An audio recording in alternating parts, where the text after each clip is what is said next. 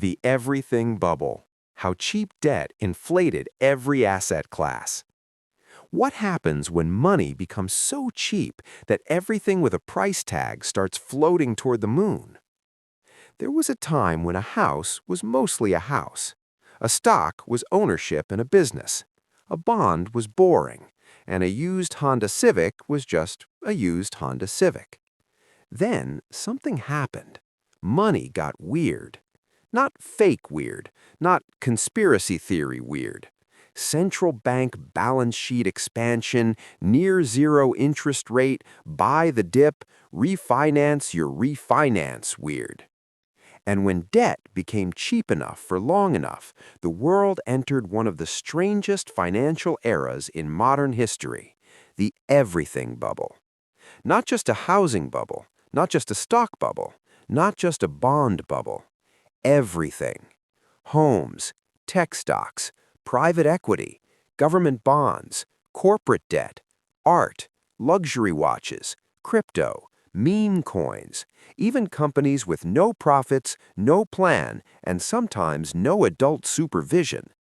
Because when borrowing money becomes easy, fast, and cheap, asset prices stop behaving like sober accountants and start behaving like nightclub billionaires. And tonight, we're going down the rabbit hole to answer one question. How did cheap debt inflate nearly every asset class on Earth? And more importantly, what happens when the cheap debt party ends? What cheap debt actually means. First, let's decode the phrase cheap debt, because it sounds like something sold out of the trunk of a 2007 BMW. Cheap debt simply means borrowing money at very low interest rates. When rates are low, mortgages are cheaper, corporate loans are cheaper, government borrowing is cheaper, margin debt feels less painful, private equity can lever up more aggressively. Investors hunting for returns start moving further out on the risk curve. This is not fringe theory. The IMF has stated that unprecedented low real interest rates support riskier asset prices, and that low long-term real rates are associated with historically elevated price-to-earnings ratios in equity markets, because those rates are used to discount future cash flows.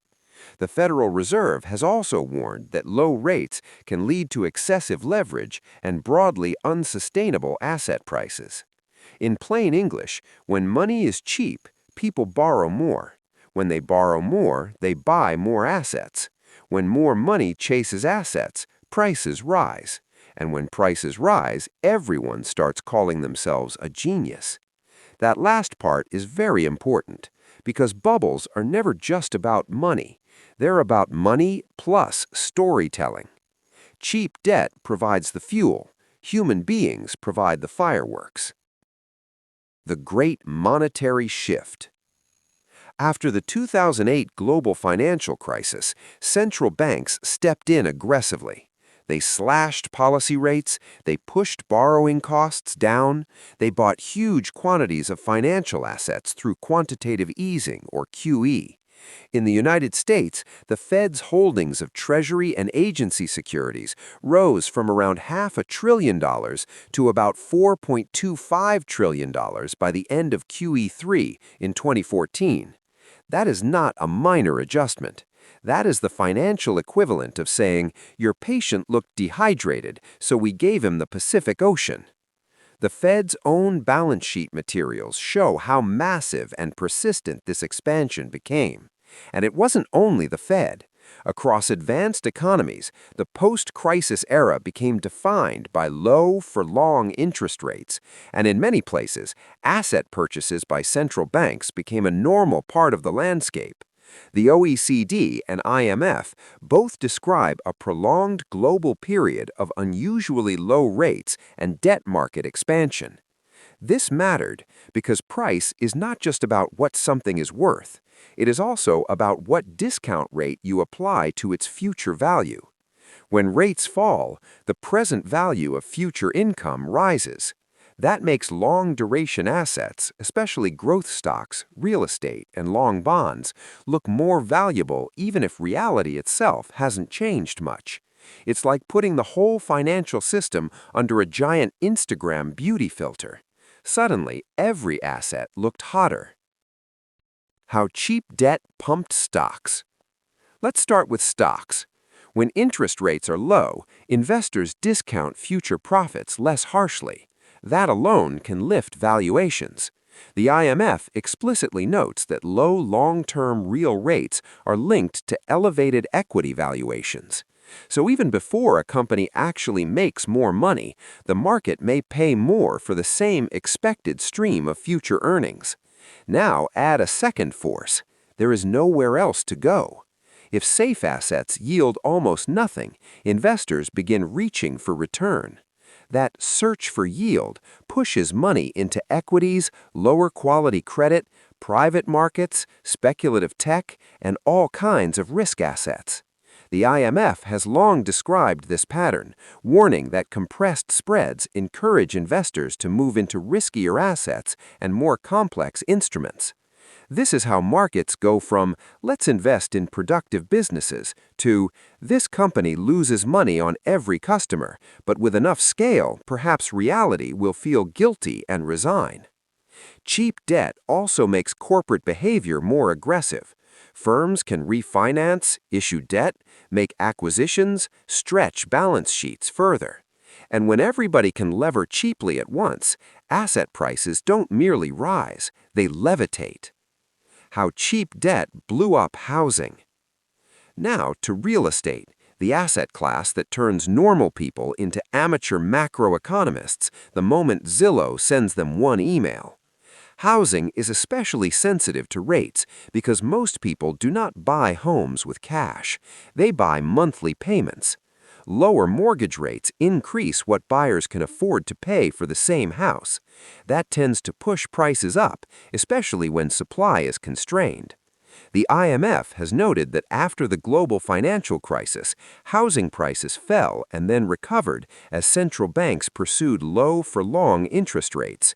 And it also noted that lower borrowing costs improved affordability during that earlier phase.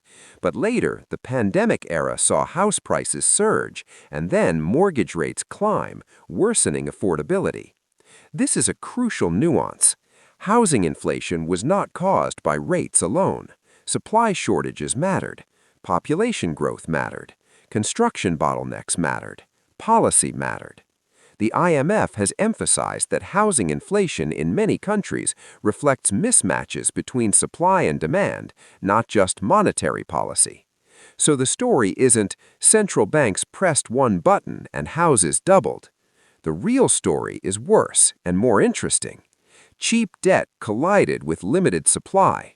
And when cheap financing hits a market where the product is scarce, prices can become absurd with shocking speed. That is how a three-bedroom house starts being described by realtors as a multi-generational wealth platform with natural light. Sir, that is a hallway with emotional pricing. The bond bubble nobody thought was a bubble. Now, here's where the rabbit hole gets deeper. Cheap debt did not just inflate risky assets, it also inflated the thing debt lovers usually call safe, bonds. Bond prices rise when yields fall, and during the ultra-low rate era, yields fell hard. That meant governments, companies, and investors all adapted to a world where borrowing looked easy and duration risk looked harmless. But low rates do something subtle. They teach markets to believe that low rates are normal. Then debt piles up. According to BIS statistics, outstanding government debt rose from 74% of global GDP in 2009 to 93% by end March 2025. The BIS credit data also tracks the growing indebtedness of households, non-financial corporations, and governments across economies. Meanwhile, the OECD's 2026 Global Debt Report says governments and companies are set to borrow $29 trillion from bond markets in 2026, double the amount from 10 years earlier. And it also reports record corporate borrowing and $59.5 trillion in outstanding global corporate debt instruments by the end of 2025. That is not just a lot of debt. That is civilization saying, future me seems responsible. Let him deal with it. And when rates finally rise, the assets priced for a low-rate world suddenly have to live in a high-rate world. That is when bond portfolios break. That is when refinancing hurts. That is when safe income starts requiring emotional support. Search for yield. The bubble spreads to everything. Here's the mechanism that turned a loose monetary regime into an everything bubble. Rates fall. Safe yields disappear. Investors need returns. They move into riskier assets. Rising prices create collateral. More collateral enables more borrowing. More borrowing pushes prices higher. The IMF has described how search for yield inflated asset prices, while rising collateral values further amplified credit growth. That amplification loop is the heart of the story. It is why bubbles jump from one market to another. First, stocks run, then housing, then corporate credit, then venture capital, then private equity, then luxury goods, then crypto, then NFTs. Then somebody tries to sell you a JPEG of a raccoon wearing laser eyes for the price of a forklift. And because everyone is watching prices rise everywhere, the psychology changes too. People stop asking, is this asset productive? They ask, will someone else pay more next month? That is not investing. That is hot potato theology. Who won, who lost? Now let's talk about distribution, because bubbles do not bless everyone equally. When asset prices inflate, the people who already own assets usually benefit first. People with stocks gain. People with real estate gain. People with leverage gain even more, until they don't. People with access to credit can buy before prices run away. People without assets, they face higher entry prices. The Federal Reserve has published work showing that changes in asset prices create clear winners and losers across age and wealth groups. This is one reason the everything bubble feels so socially toxic. If your wages rise slowly, but houses, stocks, and financial assets rise rapidly, you do not feel like you are living in a prosperity boom. You feel like the ladder is being lifted while you are still climbing. And that is how a monetary regime becomes a political mood. It stops being only about economics. It becomes about fairness, access, and whether the future is still purchasable. Why it felt like everything was a bubble? Because, in a sense, it was. Not always in the strict textbook sense of every asset being irrationally mispriced. That would be too neat, and reality is rude. Some assets had genuine fundamental support. Some price gains reflected real supply shortages. Some companies deserved high valuations. Some technologies were transformative. Some housing markets had real structural deficits. But the broad pattern was unmistakable. A long era of cheap money raised valuations across multiple asset classes at the same time. The IMF, BIS, OECD, and Federal Reserve materials all point from different angles to the same architecture: low rates, abundant liquidity, rising debt, greater risk-taking, elevated valuations, and vulnerability when rates normalize. That is what people mean by the everything bubble. Not that every asset was fake, but that nearly every market was being touched by the same giant invisible hand, the price of money itself. And if the price of money is distorted, the price of almost everything downstream gets distorted too. What happens when cheap debt dies? Now we arrive at the terrifying part. An everything bubble built in a low-rate world becomes fragile in a high-rate world. Why? Because expensive debt reverses the whole machine. Higher discount rates pressure stock valuations. Higher mortgage rates crush affordability. Higher yields hurt bond prices. Refinancing becomes painful for firms and governments. Leverage gets exposed. Weak business models stop floating. The IMF has warned that as policy tightens, financial asset prices can fall as the outlook deteriorates and markets reprice risk. The OECD's recent debt work also warns that debt markets are under growing pressure as issuance remains high and more price-sensitive investors replace central bank support. This is the danger. When debt was cheap, time felt merciful. Loss-making companies could survive longer. Speculation could breathe. Governments could roll debt more easily. Households could stretch. But when rates rise, the market starts asking very old, very impolite questions. How much do you earn? How much do you owe? Can you refinance? Was this ever worth the price? And why exactly did you buy a digital rock for 6 figures? The big lesson. The everything bubble was not magic. It was not random. And it was not caused by one evil villain twirling a mustache on a mountain of treasury securities.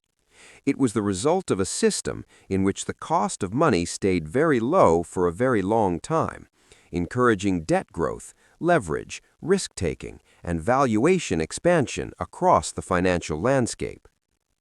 Cheap debt did not create human greed, it supercharged it.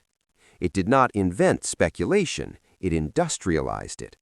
And it did not merely inflate one corner of the market. It seeped through the plumbing of the entire system until almost every asset began to reflect the same hidden assumption: money would stay cheap forever. But money is never cheap forever. And when the tide turns, markets rediscover gravity. Usually, all at once. Usually with very serious faces.